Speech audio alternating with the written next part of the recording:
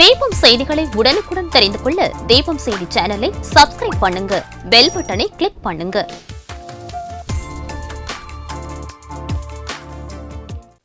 வணக்கம்.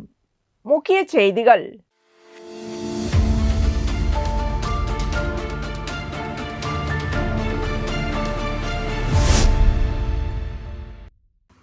புதுச்சேரி உருளையன்பேட்டை புதிய பேருந்து நிலையம் எதிரே அமைந்துள்ள ஸ்ரீ கலியுக பராசக்தி அன்னை ஆலய சர்வசக்தி விநாயகர் பாலமுருகன் துர்க்கை காத்தவராயன் சுவாமி நவக்கிரக ஆலயத்தில் 55ஆம் ஆண்டு ஆடி உற்சவ திருவிழா ஜூலை 17ஆம் தேதி கொடியேற்றத்துடன் தொடங்கியது.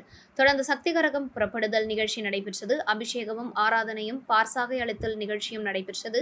இரவில் கும்பம் பள்ளையம் வர்ணிப்பு நிகழ்ச்சி நடைபெற்றது. அதனைத் தொடர்ந்து அன்னை திருவீதி உலா நடைபெற்றது. இதில் உருளையன்பேட்டை சட்டமன்ற உறுப்பினர் நேரு கலந்து கொண்டு சுவாமி தரிசனம் செய்து அன்னை வீதி உலாவை தொடங்கி வைத்தார். அதனைத் தொடர்ந்து நாகையாவின் புதிய பல்லவி திரை இசை கச்சேரி நடைபெற்றது. இதில் பக்தர்கள் கலந்து கொண்டு சுவாமியை வழிபட்டனர். பின்னர் அனைவருக்கும் பிரசாதம் வழங்கப்பட்டது. இதற்கான ஏற்பாடுகளை ஆலய நிர்வாக குழுவினர் செய்திருந்தனர்.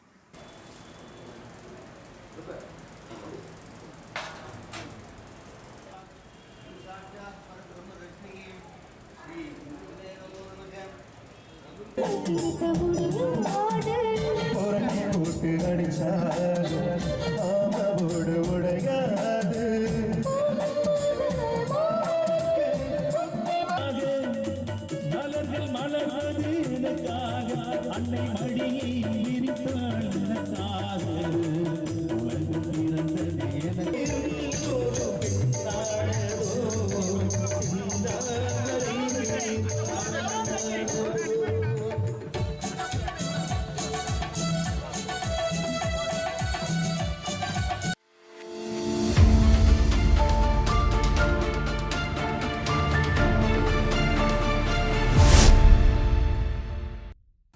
புதுச்சேரி நயினார் மண்டபம் பிரசித்தி பெற்ற அருள்மிகு நாகமுத்து மாரியம்மன் மற்றும் அருள்மிகு முத்துமாரியம்மன் ஆலயங்களின் 42ஆம் ஆண்டு சடல் உற்சவம் ஜூலை 10ஆம் தேதி கொடியேற்றத்துடன் தொடங்கியது. தொடர்ந்து நாகமுத்து மாரியம்மனுக்கு பல்வேறு அபிஷேகங்கள், சிறப்பு பூஜைகள் நடத்தப்பட்டு பால்குடம் மற்றும் முளைப்பாரி எடுத்து பக்தர்கள் நேர்த்திக்கடன் செலுத்தினார்கள். மேலும் மயில் வாகனம், சிம்ம வாகனம், சூரிய பிரபை உள்ளிட்ட மின் விளக்குகளால் அலங்கரிக்கப்பட்ட வாகனங்களில் எழுந்தருளி அம்மன் வீதி உலா சென்று பக்தர்களுக்கு அருள் பாலித்தார். திருவிழாவில் முக்கிய நிகழ்வான சடல் மற்றும் தேரோட்டம் நிகழ்வு நடைபெற்றது. இதில் பக்தர்கள் கலந்து கொண்டு பேருந்து, வேன், கார், ஆட்டோ உள்ளிட்ட வாகனங்களை அலகு குத்தி இழுத்து தங்களது நேர்த்திக்கடனை செலுத்தினார்கள்.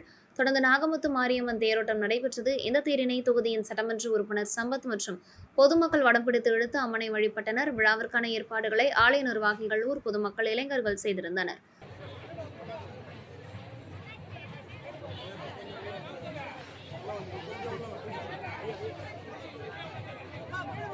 கொஞ்சம்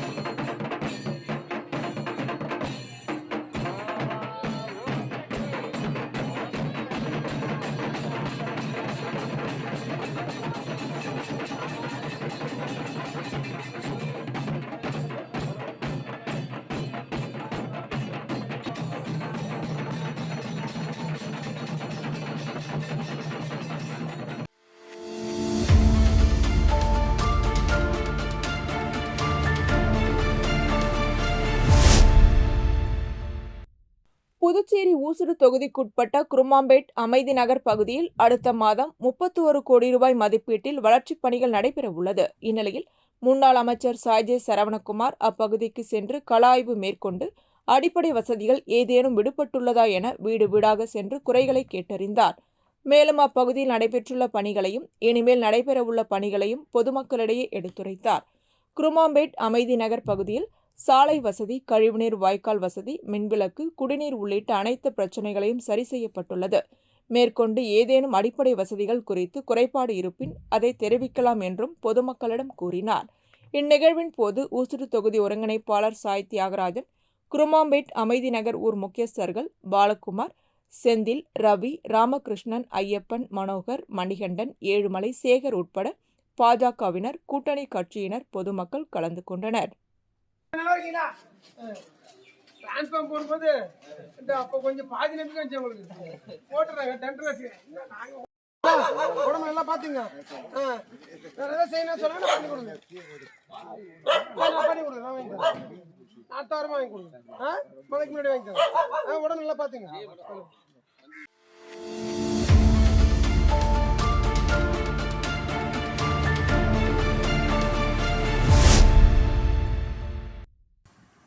காரைக்கால் திருநள்ளாறு காவல் நிலையத்தில் சிறப்பு நிலை காவல் துணை ஆய்வாளராக பணியாற்றும் பக்கீரிசாமி ரூபாய் 5000 லஞ்சம் பெற்றுக் கொண்ட போது மத்திய புலனாய்வுத் துறையின் ஊழல் தடுப்பு மற்றும் லஞ்ச ஒழிப்பு பிரிவினரால் கையும் களவுமாக பிடிபட்டார்.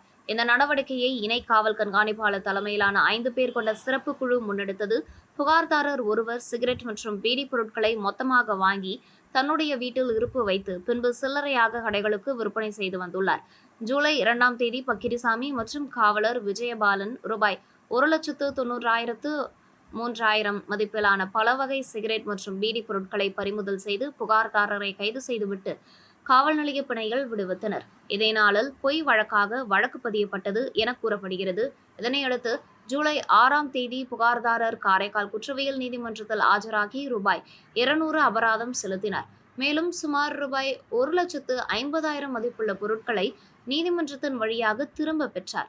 எனினும் பறிமுதல் செய்யப்பட்ட சிகரெட் மற்றும் பீடி பொருட்களின் மதிப்பு ரூபாய் 30,000 அளவிலான ஒரு பகுதியை காவல் நிலையத்தில் நீதிமன்றத்திற்கு ஒப்படைக்காமல் மறைத்து வைத்திருந்ததாக புகார் எழுந்தது.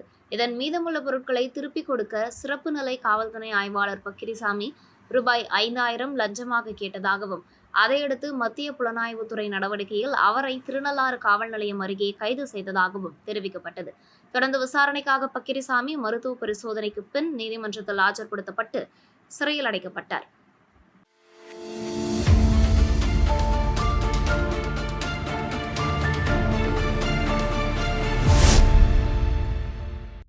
வருகின்ற 2026ஆம் ஆண்டு சட்டமன்ற தேர்தலில் இந்தியா கூட்டணி கட்சிகளுடன் இணைந்து செயலாற்றுவது தொடர்பாகவும், புதுச்சேரி மக்கள் நீதி மய்ய பொறுப்பாளர்களில் காலியாக உள்ள இடங்களை நிரப்புவது, புதிய உறுப்பினர்களை சேர்ப்பது, பூத் கமிட்டி அமைப்பது தொடர்பாக மக்கள் நீதி மய்ய தலைவரும் மாநிலங்களவை உறுப்பினருமான கமலஹாசன், புதுச்சேரி பொறுப்பாளர்கள் சந்திரமோகன் மற்றும் புறநகர பொதுச் செயலாளர் முருகேசனுடன் மாநில பொதுச் செயலாளர் தலைமை அலுவலகத்தில் ஆலோசனை நடைபெற்றது.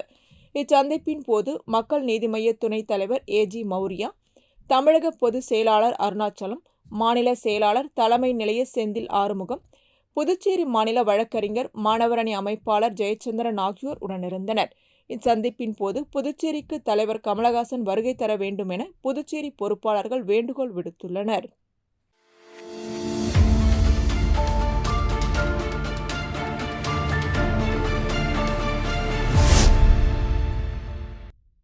பாகூர் கொம்பியூன் கிருமாம்பாக்கம் குருகுல்பாத் பள்ளியில் குருகுல்பாத் கல்வி மற்றும் தொண்டு அறக்கட்டளையும் குருகுல்பாத் பள்ளியும் இணைந்து நடத்திய குழந்தைகள் ஊட்டச்சத்து விழிப்புணர்வு முகாம் நடைபெற்றது. பள்ளியின் சேர்மன் மோகன் தலைமையேற்று அனைவரையும் வரவேற்று பேசினார். குழந்தைகள் நல மருத்துவ நிபுணர் டாக்டர் ஐஸ்வர்யா கணேசன், அறங்காவலர் டாக்டர் தனுஷ் மோகன் ஆகியோர் கலந்து கொண்டு குத்துவிளக்கு ஏற்றி நிகழ்ச்சியை தொடங்கி வைத்தனர். பள்ளியின் தலைவர் மோகன் சிறப்பு விருந்தினர்களுக்கு சால்வை அணிவித்து நினைவு பரிசுகளை வழங்கினார். குழந்தைகள் நல மருத்துவர் ஐஸ்வர்யா கணேசன் பேசும்போது குழந்தைகளுக்கான ஊட்டச்சத்து உணவுகள் பற்றியும் ஜங்க் ஃபுட் தீமைகள் பற்றியும் விரிவாக பெற்றோர்களுக்கு விழிப்புணர்வு ஏற்படுத்தும் வகையில் எடுத்துரைத்தார். மேலும் பெற்றோர்களின் அனைத்து சந்தேகங்களுக்கும் விரிவாக விளக்கம் கூறினார். தொடர்ந்து உணவு கண்காட்சி ஒன்றை ஏற்படுத்தி அதன் மூலம் பெற்றோர்களுக்கு ஆரோக்கியமான உணவு, ஆரோக்கியமற்ற உணவுகளை தரம் பிரிக்கும் போட்டி நடத்தப்பட்டு வெற்றி பெற்ற சிறந்த பெற்றோர்களுக்கு பரிசுகள் வழங்கப்பட்டன. டாக்டர் தனுஷ் மோகன் பேசும்போது குழந்தைகள் ஸ்கிரீன் டைம், மொபைல் பார்ப்பதினால் ஏற்படும் தீமைகள் பற்றி பெற்றோர்களுக்கு விரிவாக எடுத்துரைத்தார். நிறைவாக பெற்றோர்களுக்கு சத்துணவு பொட்டலங்கள் வழங்கப்பட்டன. பள்ளியின் ஒருங்கிணைப்பாளர் தெய்வானை நன்றி உரையாற்றி குழந்தைகள் வளர்ச்சியில் ஊட்டச்சத்தின் முக்கிய பங்கு பற்றியும் மாணவர்களின் உணவு பழக்கங்களில் மாற்றத்தை ஏற்படுத்தும் இந்த விழிப்புணர்வு முகாம் குழந்தைகளின் வாழ்நிலையில் நல்ல எதிர்வினையாக அமையும் என நம்புகிறேன் என தெரிவித்தார். இந்நிகழ்ச்சிக்கான ஏற்பாடுகளை ஆசிரியர்கள் பிரீத்தி, காருண்யா, சுகன்யா, செந்தமிழ்ச்செல்வி, கல்கி ஆகியோர் செய்திருந்தனர்.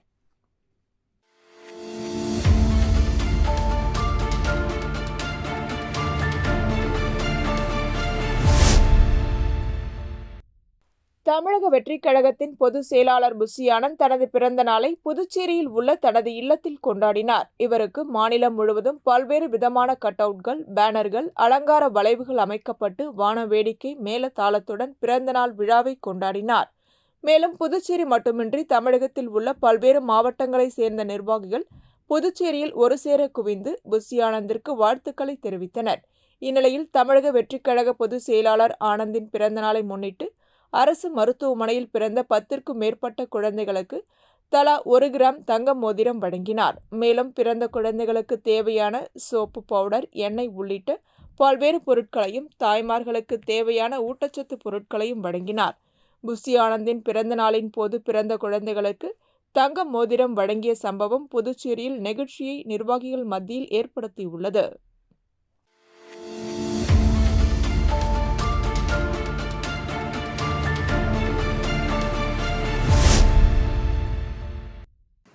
காரைக்கால் அம்மையார் மணிமண்டபத்தில் நடைபெற்ற பார்வையற்றோர் இசை நிகழ்ச்சி மாங்கனி திருவிழாவை தொடர்ந்து ஒரு மாதமாக நடைபெற்று வரும் இசை மற்றும் கலை நிகழ்ச்சிகளில் முக்கியமானதாக விழுதுகள் பார்வையற்றோர் இசைக்குழு அடுத்த மெல்லிசை நிகழ்ச்சி இடம்பெற்றது.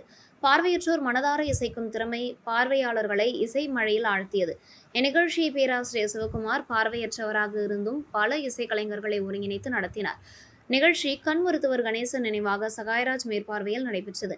இசைக்கருவிகள், தாளவாத்தியங்கள், பாடல்களை நோட்ஸ்கள் இல்லாமலேயே வாசித்தது, பாடியதில் பார்வையாளர்கள் மட்டுமல்லாது கலைஞர்கள், அறிஞர்கள் என அனைவரும் ஆச்சரியத்தில் மூழ்கினர். ஏறத்தாழ 10 ஆண்டுகளாக தொடர்ந்து இத்தகைய நிகழ்ச்சிகளை நடத்தி வரும் இவர்களின் அர்ப்பணிப்பு பாராட்டுதலுக்குரியது. நிகழ்ச்சி முடிவில் கோவில் அறங்காவலர் குழுவினர் மற்றும் கலைமாமணி விருது பெற்ற கலைஞர்கள் ஆகியோர் பார்வையற்ற இசைக்கலைஞர்களுக்கு பொன்னாடை அணிவித்து கௌரவித்தனர்.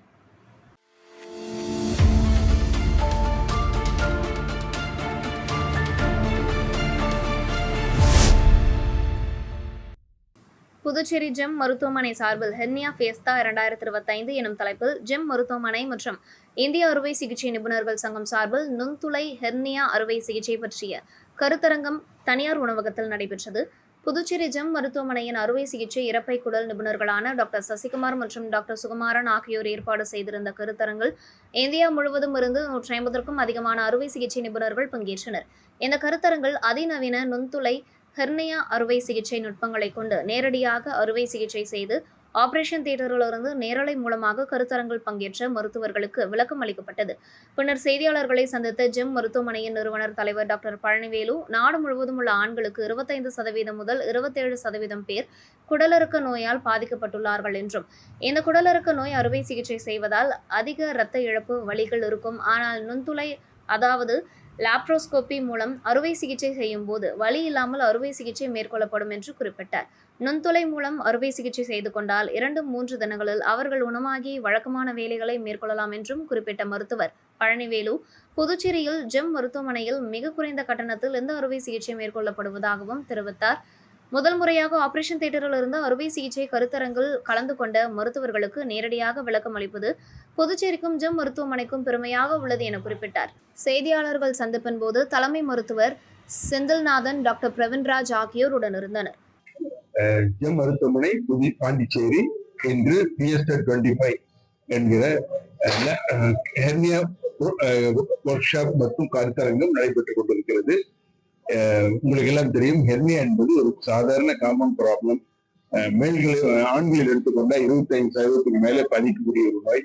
பெண்களிலே கூட வயிற்றில் ஆபரேஷன், ஓப்பன் ஆபரேஷன் பண்ணா கிட்டத்தட்ட 30-40% அதிகமாக இன்சிடென்ட் வரக்கூடிய ஒரு நோய். அதனால பொதுமக்களே பாதிக்கக்கூடிய ஒன்றுனால மருத்துவர்கள் ஹெர்னியா சிகிச்சை முறையில நுண்துளை முதல் முறையாக இந்த ஆண்டு பயிற்சி முகாமாக நேரடி செயல் விளக்கம் மற்றும் கருத்தரங்கம் நடத்தி கொண்டிருக்கிறது. கிட்டத்தட்ட 150 மருத்துவர்கள் இந்த பயிற்சி முகாமில் கலந்து கொண்டுள்ளார்கள். இது மிகவும் இந்த நம் பகுதியில் பாண்டிச்சேரி மற்றும் அருகாமையில் உள்ள மற்ற பகுதிகளுக்கு இதுவும் சிறப்பாக கண்டடையும் என்பது இதனுடைய நோக்கம்.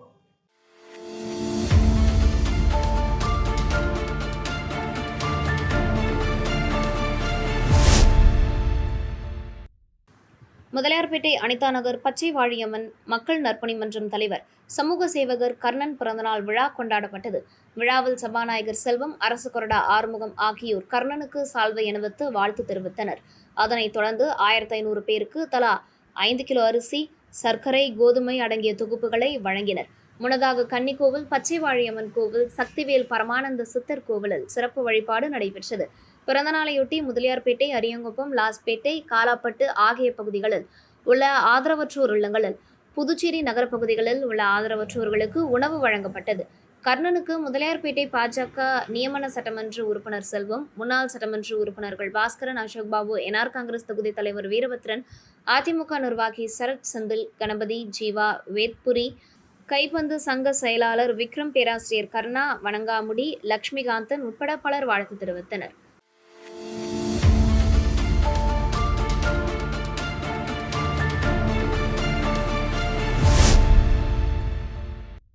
புதுச்சேரி மாநில ராஜகுலத்தோர் நலசங்கத்தின் சார்பாக பாரதி பூங்காவில் மாநில தலைவர் ஆறுமுகம் தலைமையில் கூட்டம் நடைபெற்றது. கூட்டத்தில் செயலாளர் முத்தா பலராமன், பொருளாளர் பார்த்தசாரதி மற்றும் வடிவேலு, தர்மலிங்கம், விஜயரங்கம், பாபு, களியமூர்த்தி, குமார், பழனி, ரவி, வேலு, முருகன், அரியாங்குப்பம் பரதன் ஆகியோர் கலந்து கொண்டனர். புதுச்சேரி பிரதேசத்தில் எத்தனையோ ஜாதிகள் பெயர் மாற்றத்துடன் பொருளாதாரம், கல்வி, வேலைவாய்ப்பில் முன்னேற்றம் அடைந்து வருகின்றனர். ஆனால் சுதந்திரம் அடைந்து 77 ஆண்டுகள் கடந்த பின்பும் எங்களின் வாழ்க்கை நிலை மிகவும் பின்தங்கியே உள்ளது என்பதை தங்களுக்கு பல ஆண்டு காலமாக மனு அளித்தும் போராட்டம் மூலம் தெரிவித்தும் எங்களின் கோரிக்கை மீது நடைபெறுகின்ற சட்டமன்ற கூட்டத்தொடரில் தீர்மானம் நிறைவேற்ற வேண்டி சட்டசபை முற்றுகை போராட்டம் நடத்தியுள்ளோம் என்றும் தெரிவித்தனர். எனவே எங்களின் கோரிக்கைகள் மீது போர்க்கால அடிப்படையில் நடவடிக்கை எடுக்க வேண்டும் என்று முதல்வர் ரங்கசாமியை சந்தித்து மனு அளித்தனர்.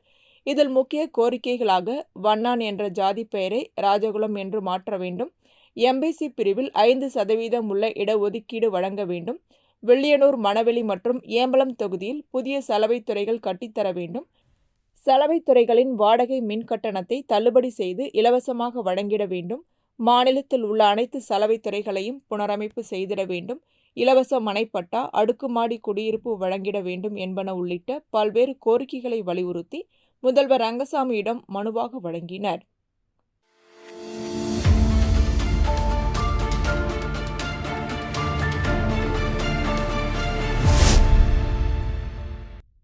லாஸ்பேட்டை தொகுதியில் தொடர்ந்து மக்களின் அடிப்படை பிரச்சினைகள் குறித்து துறை சார்ந்த அதிகாரிகளிடம் தொடர்ந்து கலந்தாலோசித்து ஒவ்வொன்றாக நிறைவேற்றி வருகிறார். அதன் அடிப்படையில் புதுச்சேரி பொதுப்பணித்துறை நீர்ப்பாசன கோட்டம் மூலம் லாஸ்பேட்டை தொகுதிக்குட்பட்ட சேத்திலால் நகர் பகுதியில் உள்ள வடிகால் வாய்க்கால் மீது லேப் அமைக்கும் பணிக்கு ரூபாய் 46 லட்சம் செலவில் சேத்திலால் நகரின் வடக்கு குறுக்கு தெருவிலிருந்து 20வது குறுக்கு தெரு வரை பணிகளை சட்டமன்ற உறுப்பினரும் காங்கிரஸ் சட்டமன்ற கட்சி தலைவருமான வைத்தியநாதன் பூமி பூஜை செய்து தொடங்கி வைத்தார். மேலும் இந்த நிகழ்ச்சியில் பொதுப்பணித்துறை தலைமை பொறியாளர் வீரசெல்வம், கண்காணிப்பு பொறியாளர் சுந்தரமூர்த்தி, நீர்ப்பாசன கோட்ட பொறியாளர் ராதாகிருஷ்ணன், உதவி பொறியாளர் சுந்தரமூர்த்தி, இளநிலை பொறியாளர் லூயி பிரகாசம், ஒப்பந்ததாரர் பாரதி குணசேகரன் மற்றும் காங்கிரஸ் கட்சி நிர்வாகிகள், கமலா அறக்கட்டளை நிர்வாகிகள் கலந்து கொண்டனர்.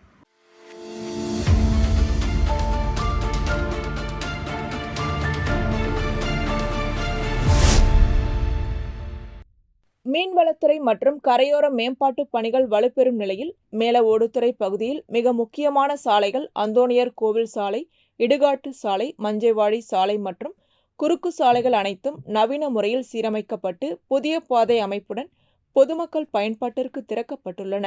இந்த முக்கிய பணிகளை சுகாதாரமான மற்றும் பாதுகாப்பான முறையில் நிறைவேற்றியதில் மேல ஓடுதுறை, மஞ்சைவாடி பகுதி மக்கள் மகிழ்ச்சி அடைந்துள்ளனர். இந்த முக்கிய சமூக உள்கட்டமைப்பு மேம்பாட்டை உறுதி செய்ததற்காக சட்டமன்ற உறுப்பினர் நாஜிமிற்கு அப்பகுதி மக்கள் நன்றி தெரிவித்துக் கொண்டனர். இதனை முன்னிட்டு மேல ஓடுதுறை, மஞ்சைவாடி பகுதியை சேர்ந்த பொதுமக்கள் நேரில் சந்தித்து நன்றியும் பாராட்டும் தெரிவித்தனர்.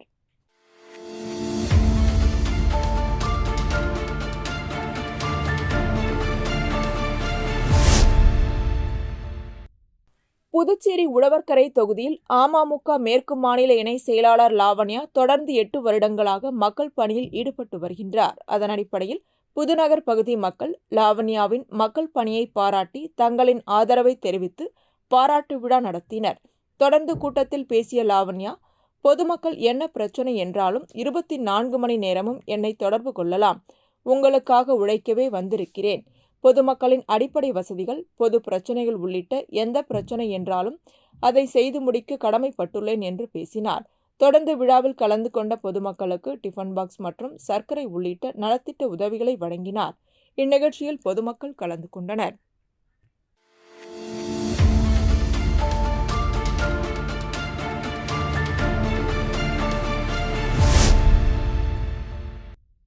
மறுமலர்ச்சி திராவிட முன்னேற்றக் கழகத்தின் விழுப்புரம் மண்டல செயல் வீரர்கள் கூட்டம் விழுப்புரத்தில் உள்ள தனியார் திருமண மண்டபத்தில் நடைபெற்றது. இதில் மதிமுக தலைவர் வைகோ தலைமையில் நடைபெற்ற இந்த கூட்டத்தில் மதிமுகவினர் கலந்து கொண்டனர். இந்த கூட்டத்தில் கலந்து கொள்ள புதுச்சேரி மாநில மதிமுக மாநில அமைப்பாளர் ஹேமா பாண்டுரங்கன் தலைமையில் நிர்வாகிகள் உட்பட 250க்கும் மேற்பட்ட இளைஞர்கள் 8 பேருந்து மற்றும் 10க்கும் மேற்பட்ட கார்களில் சென்று கலந்து கொண்டனர். கூட்டத்தில் திருச்சியில் நடைபெற இருக்கும் பேரறிஞர் அண்ணாவின் 117வது பிறந்தநாள் விழா மாநாட்டின் செலவிற்காக புதுச்சேரி மாநில மறுமலர்ச்சி திராவிட முன்னேற்றக் கழகம் சார்பில் மாநில அமைப்பாளர் ஹேமா பாண்டுரங்கன் நிதியை தலைவர் வைகோவிடம் வழங்கினார். உடன் மதிமுக புதுச்சேரி மாநில நிர்வாகிகள் உடனிருந்தனர்.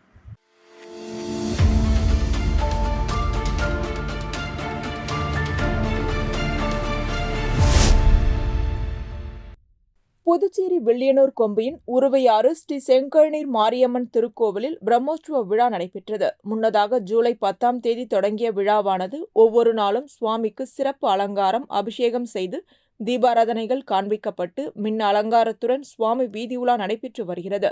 இந்நிலையில் முக்கிய நிகழ்வாக அம்மனுக்கு கூழ்வார்த்தல் நிகழ்ச்சியும் அதனைத் தொடர்ந்து செடல் தரித்தல் மற்றும் தேரோட்டம் நிகழ்ச்சியும் நடைபெற்றது.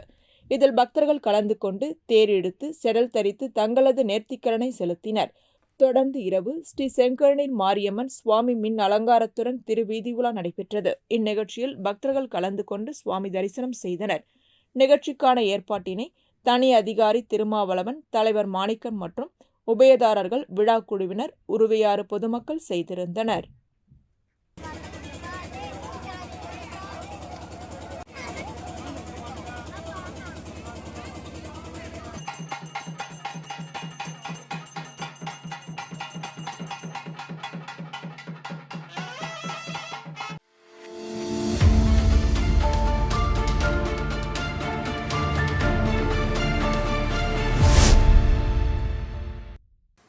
புதுச்சேரி அரசு கல்வித்துறையில் கௌரவ முதுகலை பட்டதாரி ஆசிரியர்கள், கௌரவ பட்டதாரி ஆசிரியர்கள், கௌரவ பால சேவிகாக்கள் ஆகியோருக்கு பணி நிரந்தரம் செய்ய வலியுறுத்தி புதுச்சேரி அரசு ஆசிரியர் சங்கங்களின் ஒருங்கிணைப்பு குழுவினர் தொடர் போராட்டம் அறிவித்தனர். அதன் ஒரு பகுதியாக பள்ளிக் கல்வித்துறை அலுவலகம் நுழைவு வாயிலில் கோரிக்கைகள் வலியுறுத்தி கவன ஈர்ப்பு ஆர்ப்பாட்டம் நடைபெற்றது. ஆர்ப்பாட்டத்திற்கு சங்க ஒருங்கிணைப்பு குழு தலைவர் பாரி தலைமை தாங்கினார். அரசு ஊழியர் சங்கங்களின் கூட்டமைப்பு தலைவர் பாலகுமார், ஒருங்கிணைப்பு குழு பொறுப்பாளர்கள் அருள்சாமி, சிறில் நிக்கோலஸ் உள்ளிட்டோர் கண்டன உரையாற்றினர். அரசு ஊழியர் சங்கங்களின் கூட்டமைப்பு கௌரவ தலைவர் சேச்சாசலம் சிறப்புரையாற்றினார். இதில் பால சேவிகாக்கள், கௌரவ பட்டதாரி ஆசிரியர்கள் கலந்து கொண்டனர். ஒருங்கிணைப்பாளர் பொற்செழியன் நன்றி கூறினார்.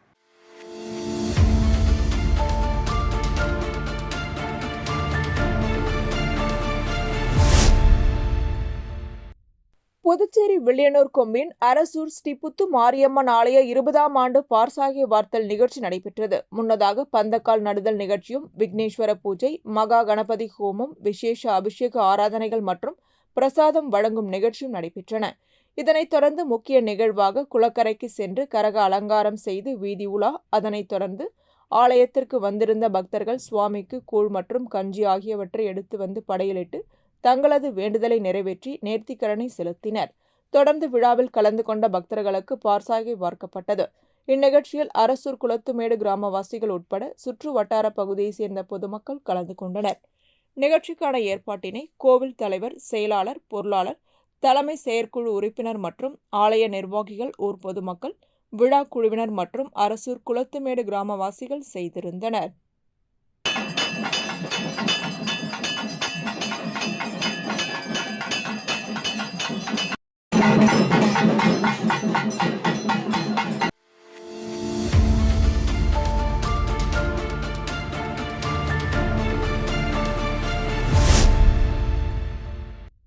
காரைக்கால் MMG நகரில் புதியதாக திறந்துள்ள முடித்திருத்த கடையில் பணிபுரியும் வடநாட்டு இளைஞர் சில தினங்களுக்கு முன்பு கல்லூரி பெண்களையும் பள்ளிக்கு செல்லும் பெண்களையும் முல்லை நகர் அருகில் உள்ள விடுதியில் தங்கி படிக்கும் பெண்களிடமும் ஆபாசமாக பேசுவதாக மற்றும் ஆபாச செய்கைகள் செய்து முகம் சுளிக்கும் அளவிற்கு நடந்து கொண்டுள்ளான்.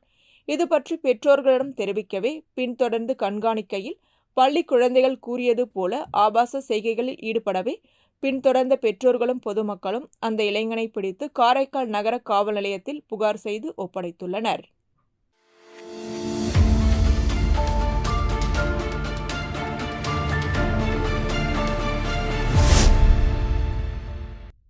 பேங்க் ஆஃப் பரோடா 118வது நிறுவன நாளை முன்னிட்டு புதுச்சேரி பிராந்தியம் சார்பாக பிராந்திய தலைவர் பிரவீன்குமார் ராகுல் மற்றும் துணை பிராந்திய தலைவர் சிவபிரகாஷ் தலைமையில் 100க்கும் மேற்பட்ட வங்கி ஊழியர்கள் மற்றும் அதிகாரிகள் கலந்து கொண்டு இயற்கை பாதுகாப்பிற்கான நடைபயணம் விழிப்புணர்வு நிகழ்ச்சி நடைபெற்றது. இந்த விழிப்புணர்வு பேரணி புதுச்சேரி கடற்கரை சாலை டூப்ளெக்ஸ் சிலை அருகே ஆரம்பித்து காந்தி சிலை அருகே நிறைவடைந்தது.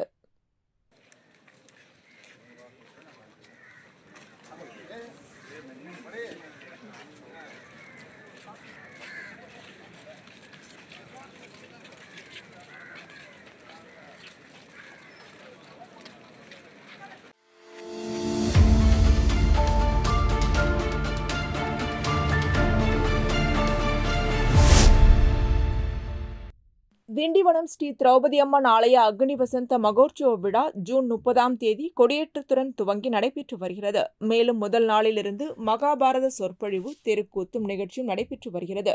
தொடர்ந்து ஜலக்கிரீடை, திரௌபதி அம்மன் திருமணம், அர்ஜுனன் தபசு, விராட பருவம் ஆகிய முக்கிய நிகழ்ச்சிகள் நடைபெற்றது. மேலும் அரவான் பலி மற்றும் துரியோதனன் படுகளம் நிகழ்ச்சி நடைபெற்றது. பஞ்ச பாண்டவர்களுடனான குருஷேத்திர போரில் தன் சகோதரர்கள் 99 பேரையும் இழந்த துரியோதனன் தானே களத்தில் இறங்கி போரிட்டார். நீண்ட யுத்தத்திற்கு பின் பீமசேனன் துரியோதனனை கொன்றார். கௌரவர்கள் சபையில் துரியோதனனால் அவமானப்படுத்தப்பட்ட திரௌபதி அம்மன் துரியோதனன் குருதியை எடுத்து தன் கூந்தலில் தடவி சபதத்தை நிறைவேற்றினார். அதே சமயம் தன் மூத்த மகனை இழந்த காந்தாரி போர்க்களத்தில் இறந்தவர்களை ஆவேசமாக அடித்து விரட்டினார். புத்திர சோகத்தில் அழுது புலம்பினார். தெருக்கூத்து கலைஞர்களின் நாடகம் நடைபெற்றது. தொடர்ந்து ரெட்டனை குளக்கரைக்கு சென்று பூங்கரகம் ஜோடித்து விரதமிருந்த பக்தர்களுடன் ஊர்வலமாக ஆலயத்தை வந்தடைந்தனர். சக்தி கரகம் ஆலயத்தில் இருந்து புறப்பட்டு தீமிதி திடலை வந்தடைந்தது. தொடர்ந்து சிறப்பு பூஜைகள் செய்யப்பட்டு ஸ்ரீ திரௌபதி அம்மனுக்கு மடி சாத்தும் நிகழ்வும் நடைபெற்றது. மேலும் சக்தி கரகம் முதலில் தீக்குண்டத்தில் இறங்க, தொடர்ந்து ஸ்ரீ திரௌபதி அம்மன் மற்றும் பஞ்ச பாண்டவர்கள் தீக்குண்டத்தில் இறங்கினர். மேலும் விரதமிருந்த பக்தர்கள் தீக்குண்டத்தில் இறங்கி தங்களது நேர்த்திக்கரனை செலுத்தினர். இதில் ரெட்டனை சுற்று வட்டார பொதுமக்கள் கலந்து கொண்டனர்.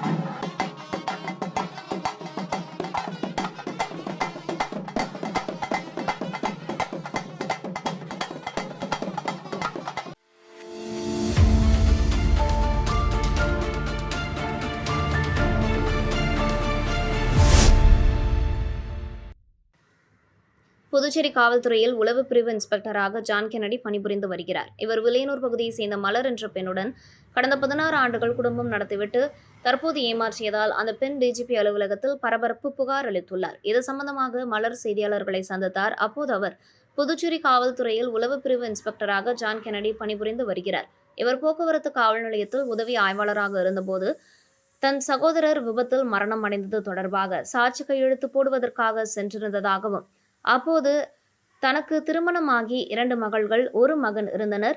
தன்னை பார்த்து உதவி ஆய்வாளர் ஜான் கென்னடி தன்னுடைய செல்போன் நம்பரை வாங்கி கொண்டு தொடர்ந்து தொல்லை கொடுத்து வந்தார். இதனையடுத்து ஜான் கென்னடி தன் வீட்டில் வைத்து தாலி கட்டி மனைவியாக ஏற்றுக்கொண்டார்.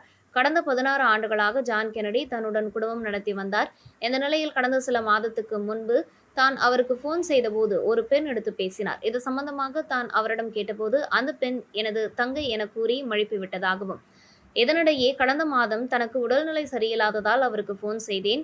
அப்போது அவர் போன் எடுக்காததால் உடனடியாக ரெட்டியார்பாளையம் பகுதியில் உள்ள அவரது வீட்டிற்கு சென்றதாகவும், அங்கு ஜான் கென்னடியும் பிரியங்கா என்ற பெண்ணும் ஒன்றாக இருந்ததாகவும், அப்போது அந்த பெண் தன்னை யார் என்று கேட்டபோது அவர் தன்னை வீட்டு வேலைக்காரி என கூறி அடித்து வெளியே துரத்தி விட்டார்.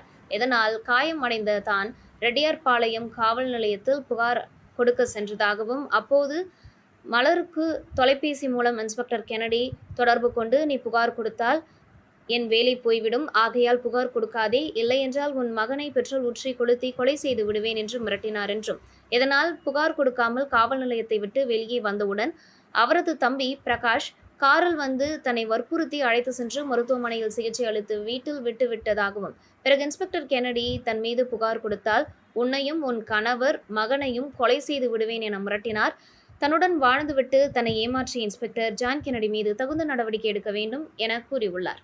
எங்க அண்ணன் லாரி ஆக்சிடென்ட்ல இறந்துட்டாரு. அப்ப எங்க வீட்டுல உள்ள நுழைஞ்சிட்டு என்னோட நம்பரை வாங்கினாரு. நம்பரை வாங்கி எனக்கு ரொம்ப ஃபோன் பண்ணி நீ எனக்கு அடிக்ட் ஆகணும், நான் அவனை பார்த்துக்கிறேன், கொள்றேன்னு சொல்லிட்டு 2010 ஆரம்பிச்சது என் வாழ்க்கை. எங்க எனக்கு 3 குழந்தைங்க, 2 பொண்ணு, ஒரு பையன். பெரிய பொண்ணு மீரான்ற பொண்ணு இவரு பாலியல் தொல்லை கொடுத்து பொண்ணு இறந்துருச்சு. பொண்ணு ஏமா அண்ணா கேட்டாக்கா, நான் கேட்டதுக்கு எனக்கு இவனுக்கு வாக்குமூலம் நடக்கும்போது சண்டை வருது.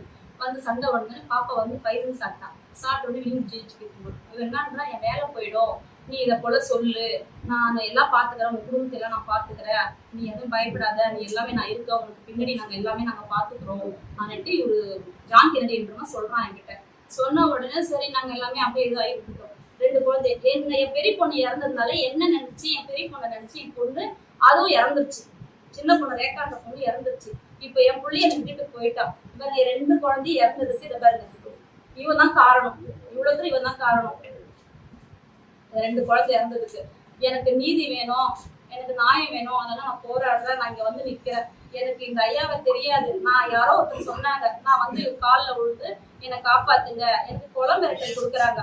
பிரகாஷும் ஜான் கென்னடியும் சேர்ந்து எனக்கு கொலை மிரட்டல் கொடுத்துட்டு இருக்காங்க. நான் ரொம்ப பயந்து போயிருக்கேன். என்னால வேற வழி எனக்கு கிடையாது. அதனால நான் இங்க வந்துட்டேன். எனக்கு எஸ்பி ஆர்டிஸ்டையும் டிஎஸ்பி ஆர்டிஸ்ட் எல்லா இடத்துலயும் எனக்கு மனு வாங்கி எனக்கு என் வாழ்க்கைக்கு, என் பிள்ளைக்கு எனக்கு ஆறுதல் கொடுங்க. எனக்கு வேற வழி தெரியல. அதனால நான் இங்க நிக்கிறேன். இத்துடன் செய்திகள் நிறைவடைகின்றன. வணக்கம்.